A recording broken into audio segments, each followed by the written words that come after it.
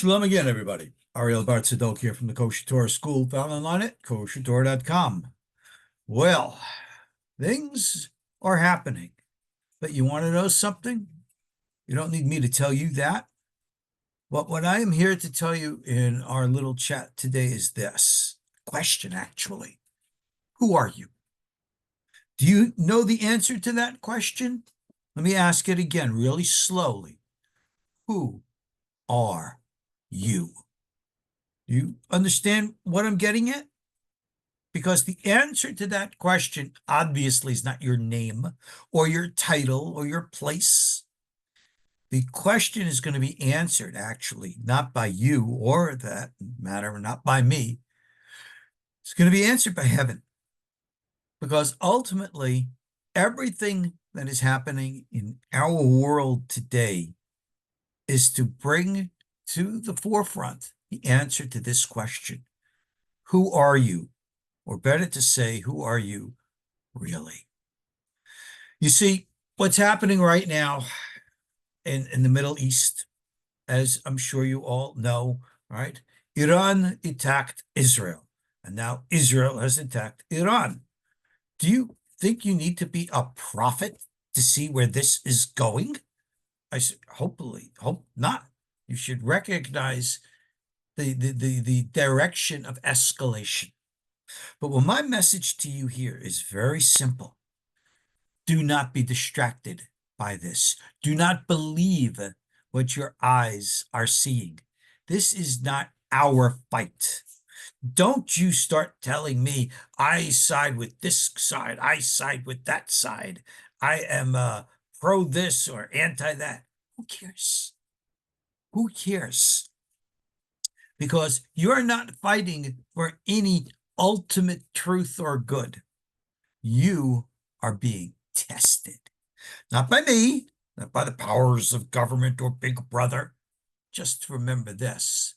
You don't have much to fear from Big Brother, but you have a lot to fear from Big Daddy.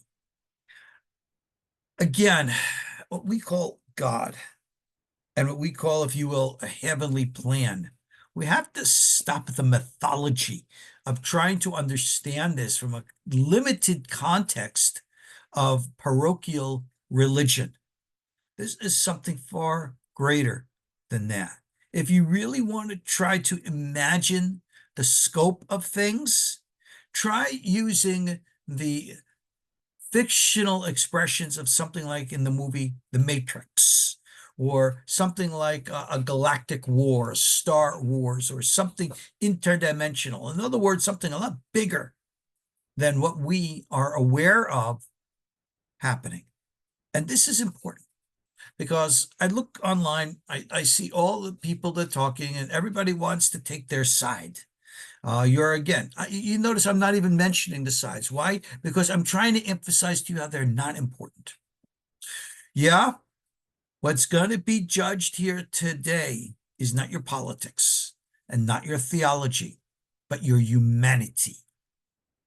Are you a decent, moral, good human being? Now, let me take those words out of the context of philosophy, morality, and the like, and help you understand this, if you will. I call it naturally.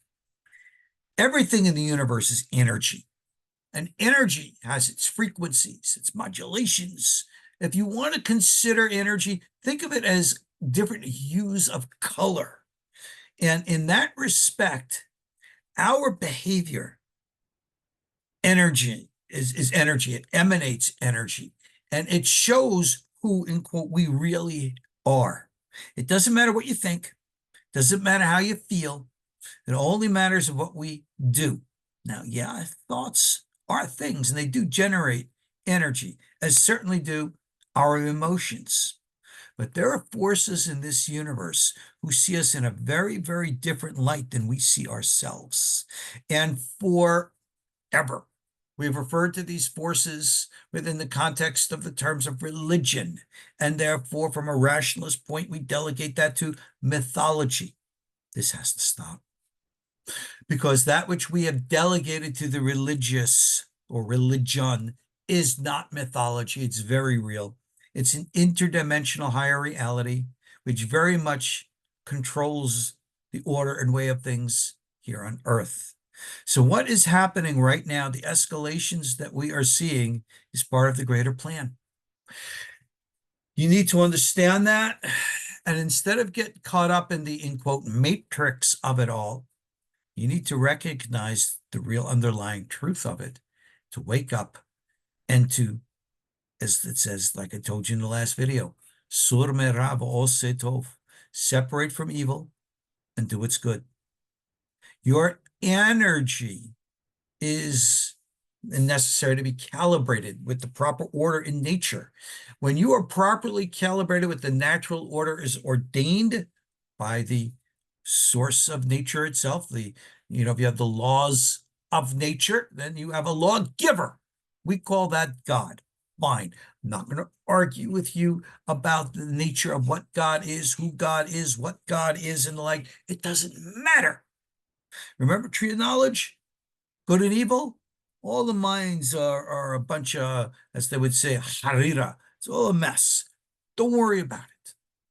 Guys out there are of those of us from different faiths and different religions, it doesn't matter. You remember the words of Ronald Reagan when he spoke to the United Nations way back in the 80s? He made a comment saying, how would all of our squabbles and fights be considered, like small in comparison if we were attacked as Earth by a force of outer space?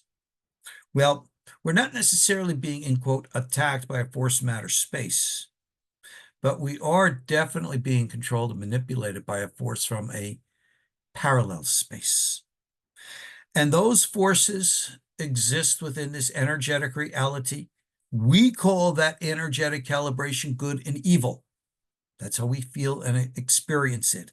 And they're the ones who are manipulating circumstances so as to get this separation in place, to see who's going to be righteous and who's going to be evil based upon their criteria, not yours and mine.